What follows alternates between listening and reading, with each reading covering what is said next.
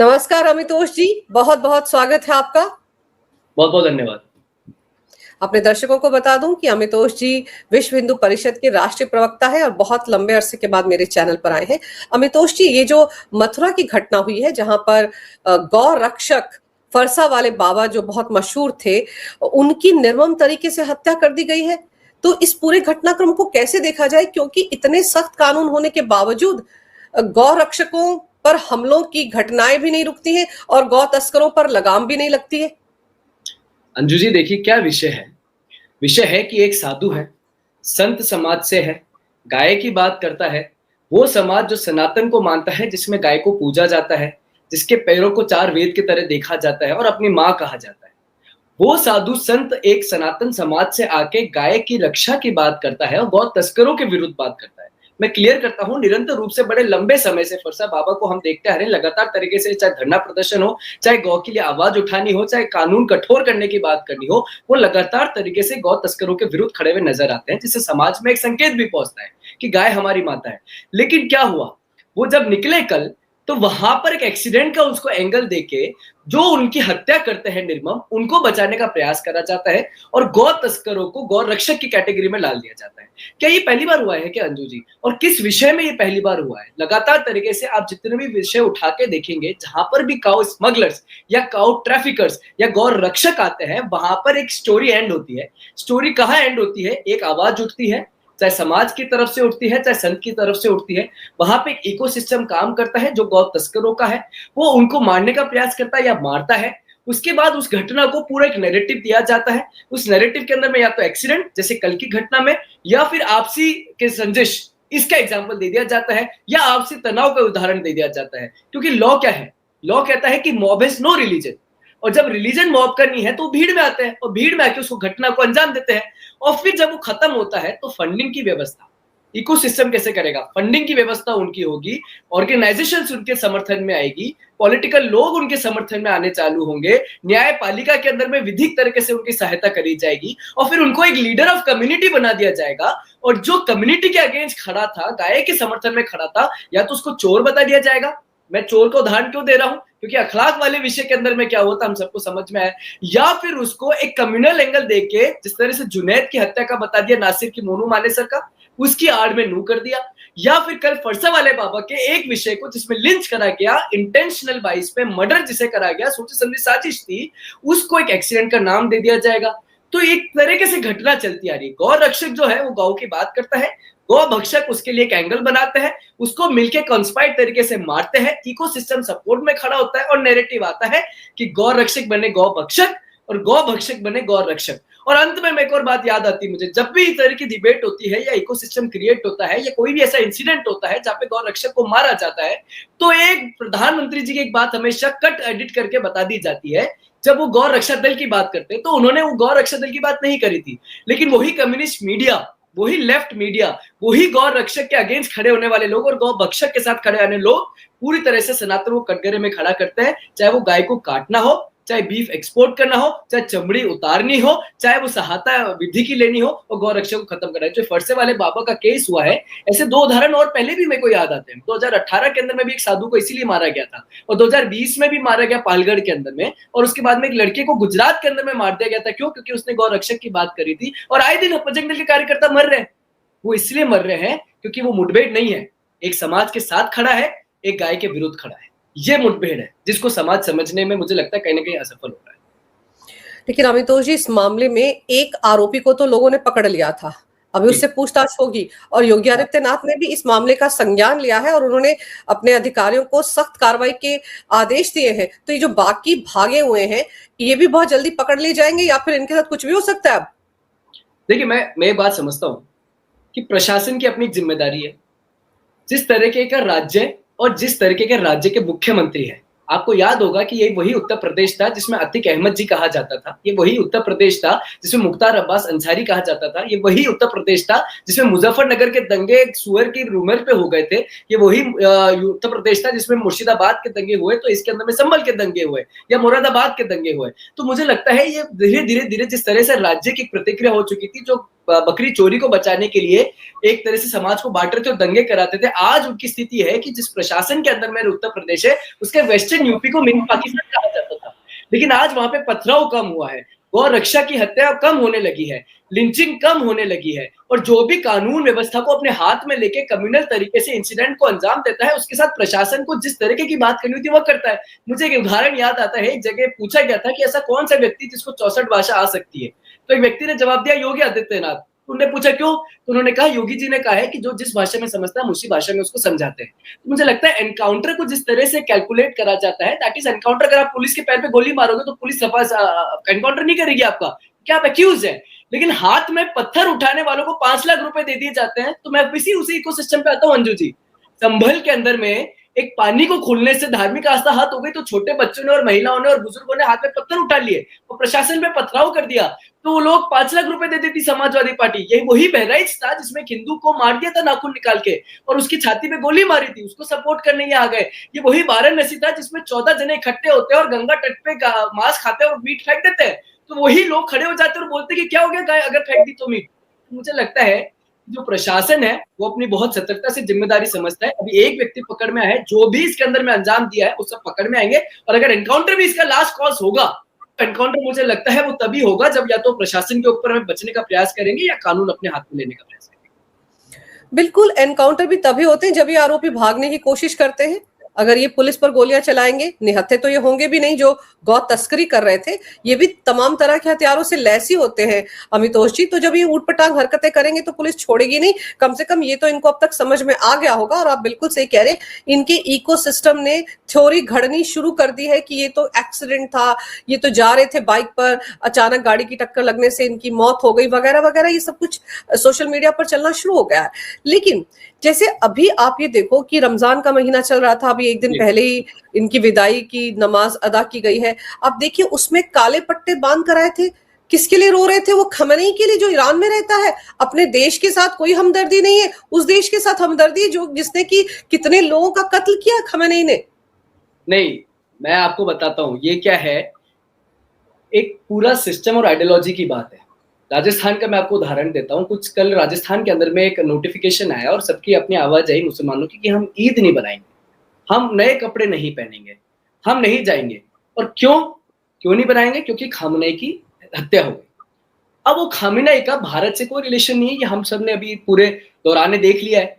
लेकिन हमेशा भारत के विरुद्ध खड़े होने वाली आवाजों का समर्थन करना और फिर अपने त्योहार को राजनीतिकरण का हिस्सा बनाना एक पॉलिटिकलाइज और सोची समझी साजिश है अंजू जी। मैं बताता हूँ क्यों सोची समझी साजिश है। भारत और फलस्तीन का कोई विषय नहीं है, इजराइल और फलस्तीन का विषय था, हमस एक आतंकवादी ऑर्गेनाइजेशन था, लेकिन उस हमस के लिए यहां पर जुलूस निकाले गए, कश्मीर के अंदर में निकाले गए, छाती ठोकी गई और सड़कों पर आ गए। हमेशा कोई भी अगर आतंकवादी मरता है, अफजल गुरु पहले एक नारा हुआ करता था, तुम कितने अफजल मारोगे हर घर से अफजल निकलेगा, और अब नारा है तुम कितने खामिनेई मारोगे हर घर से खामिनेई निकलेगा। एक नारा हुआ करता तुम कितने बुरहान मारोगे हर घर से बुरहान निकलेगा। तुम कितने फलस्तीन की छाती ठोकते थे तो असदुद्दीन ओवैसी जय फलस्तीन कह देते हैं। असदुद्दीन ओवैसी के ही पार्टी के लोग तेलंगाना में जब वंदे मातरम में भारत गाया जाता है नेशनल सॉन्ग, तो बॉयकॉट करके बाहर चले जाते हैं। वारिस पठान जो होता है बोलता है मेरे सर पे गोली रख दो, मैं वंदे मातरम नहीं गाऊंगा।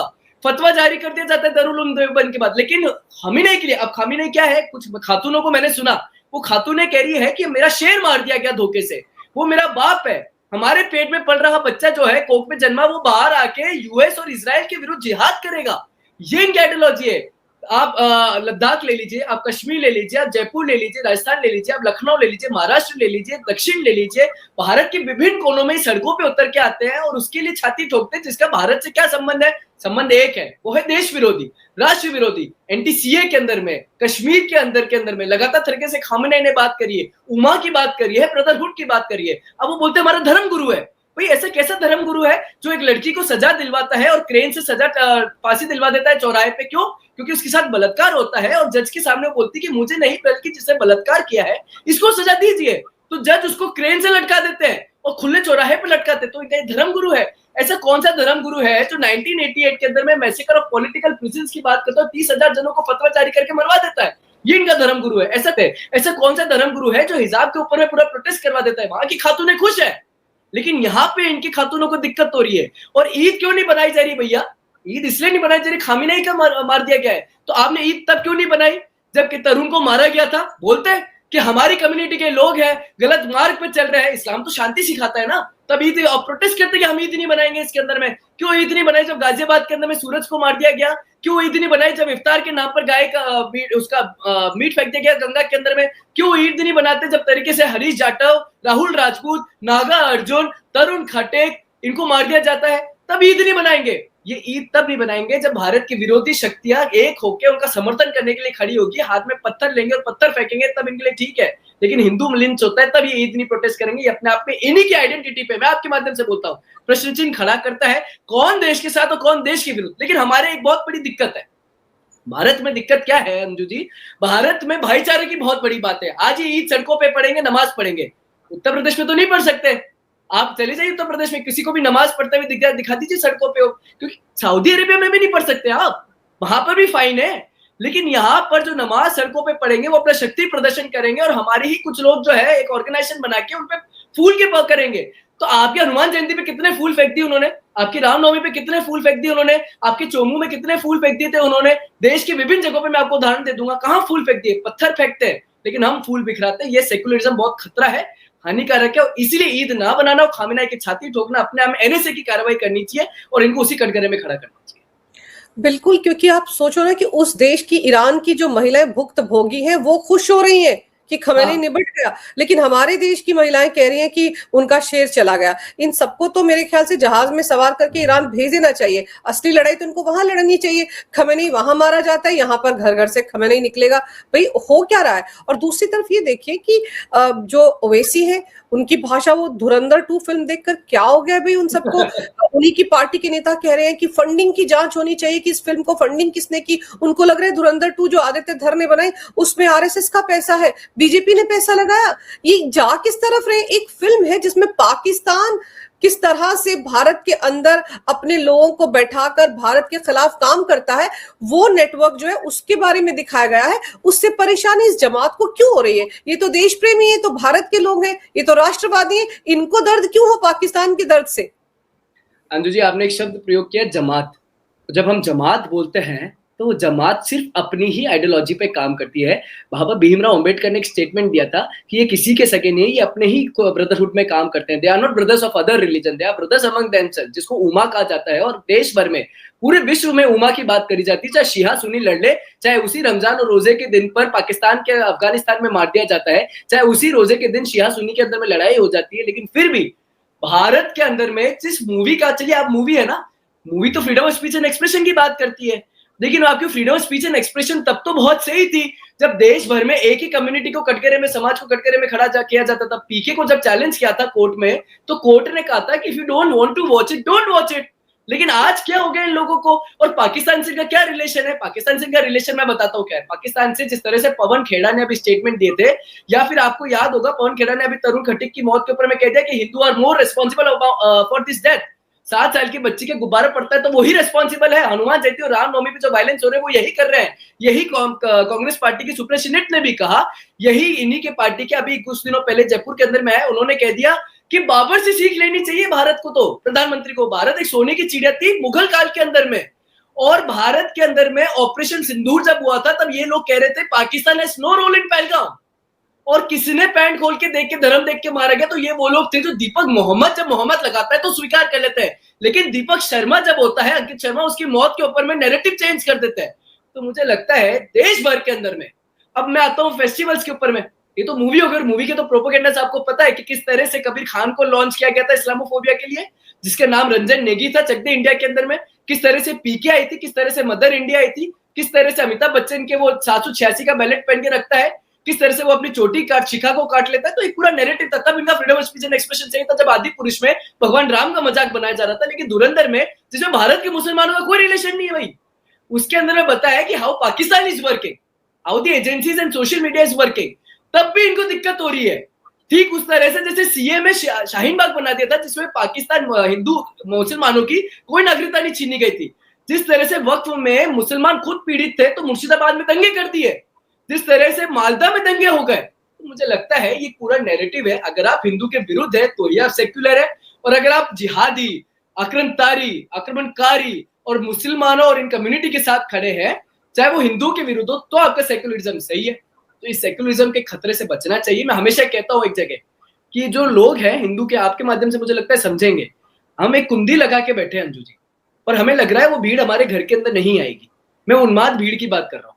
हमें लग रहा है वो कुंडी है, वो कुंडी नहीं टूटेगी, और कुंडी है सेक्युलरिज्म की, वो कुंडी है धर्मनिरपेक्षता की, जो एक सेकंड में टूटेगी और वो भीड़ आपके अंदर में आएगी, और तब पता चलेगा हिंदुओं की क्या स्थिति है। आपके कोई त्योहार सही से नहीं बनते। आप मुझे उदाहरण एक भी दे दीजिए जब कोई भी शोभा यात्रा निकली हो।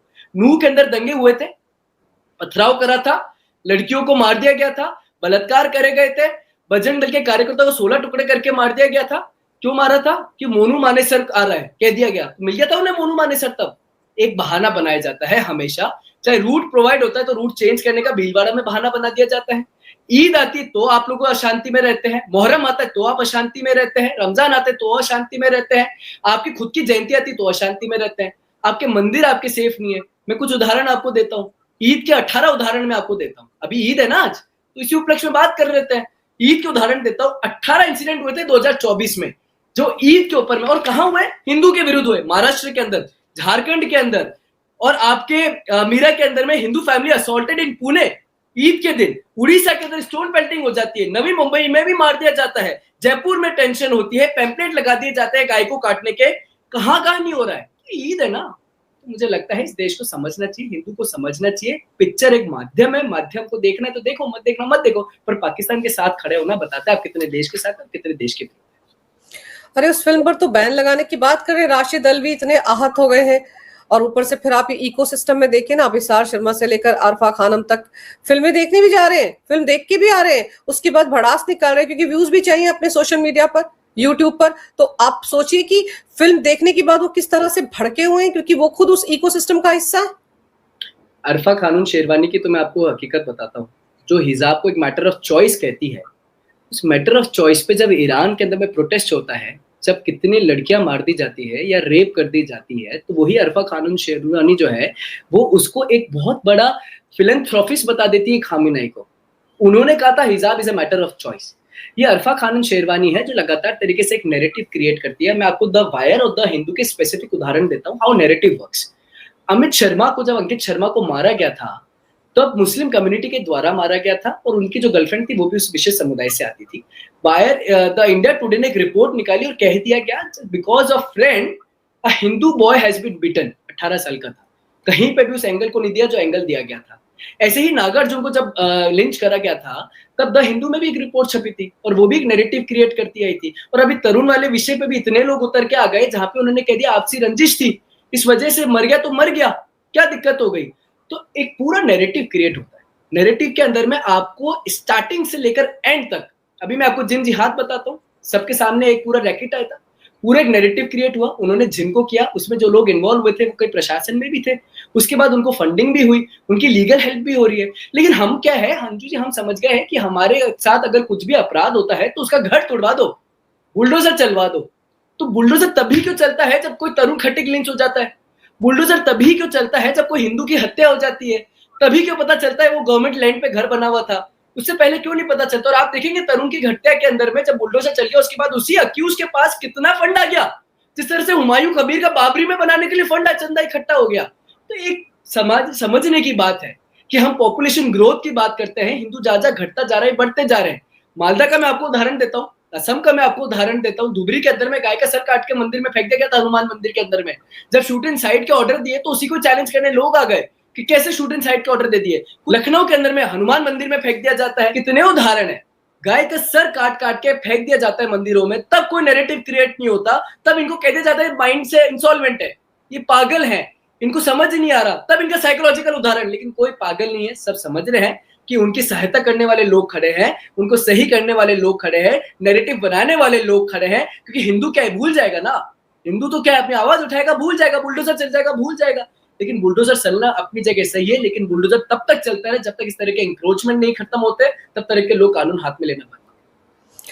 बिल्कुल। और अब तो ये जो आरोपी संत चंद्रशेखर के मामले में पकड़ा गया है और उसके साथ जो बाकी पकड़े जाएंगे, उनके घरों पर भी इसी तरह से बुलडोजर चलेगा, उनके खिलाफ भी कार्रवाई होगी। क्योंकि ये तो तरुण के मामले में भी सामने आया ना कि उसके आसपास जितने भी ये इस जमात के लोग रह रहे थे, सबके सब गैर कानूनी तरीके से रह रहे थे।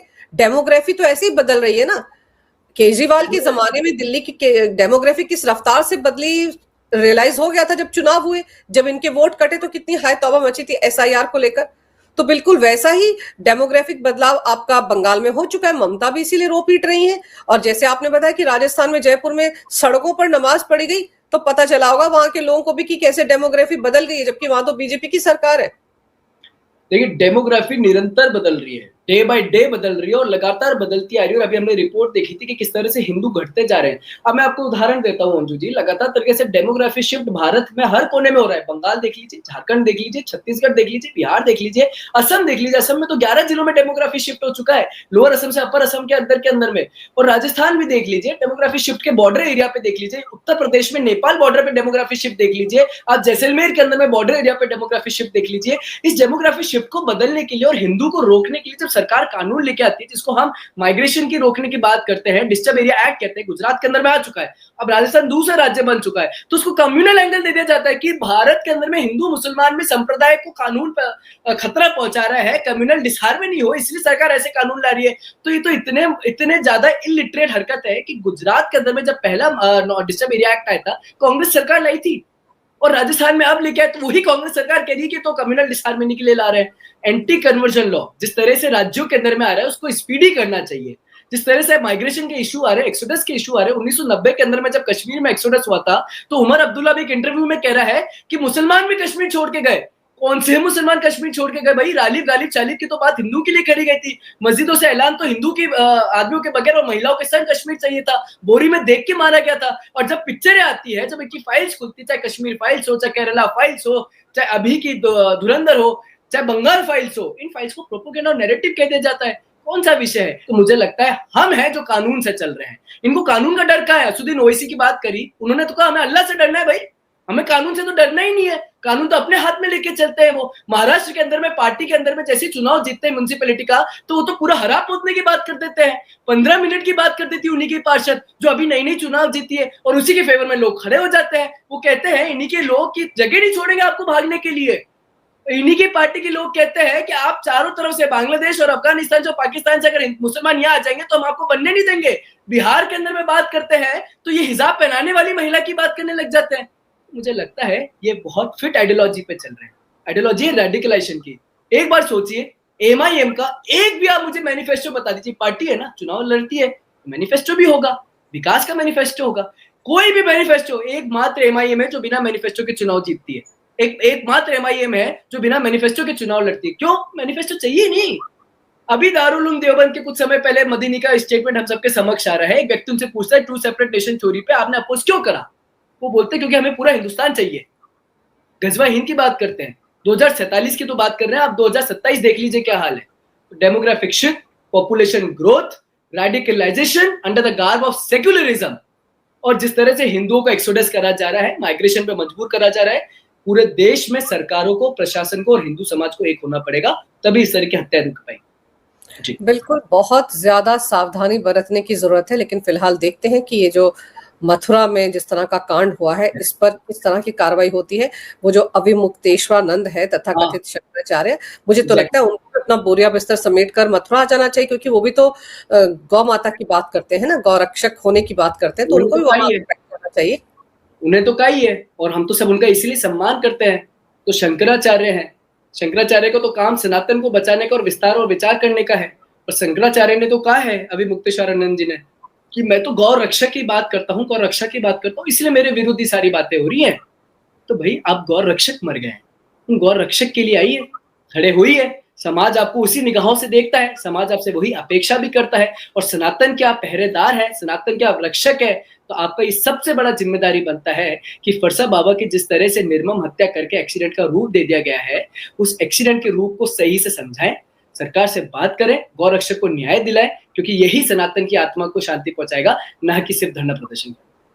बिल्कुल, उनको भी आकर वहां पर बैठ जाना चाहिए। वैसे भी वो लगातार धरने प्रदर्शन करने की उनको आदत है, एक्सपीरियंस भी है धरनों पर बैठने का, तो उनको यहाँ आकर बैठना चाहिए सनातन के लिए और गौ माता के लिए। और देखते हैं कि इस दिशा में जिस तरह से योगी जी ने सख्त कार्रवाई के आदेश दिए हैं, तो आने वाले 24 घंटे में इस मामले में क्या होता है। आपने अमितोष जी समय निकाला, बहुत विस्तार से इस विषय पर बहुत अहम जानकारी मेरे दर्शकों को दी। आपका बहुत बहुत धन्यवाद। नमस्कार, भारत माता की जय, वंदे भारत मातरम, जय श्री राम। जय श्री राम।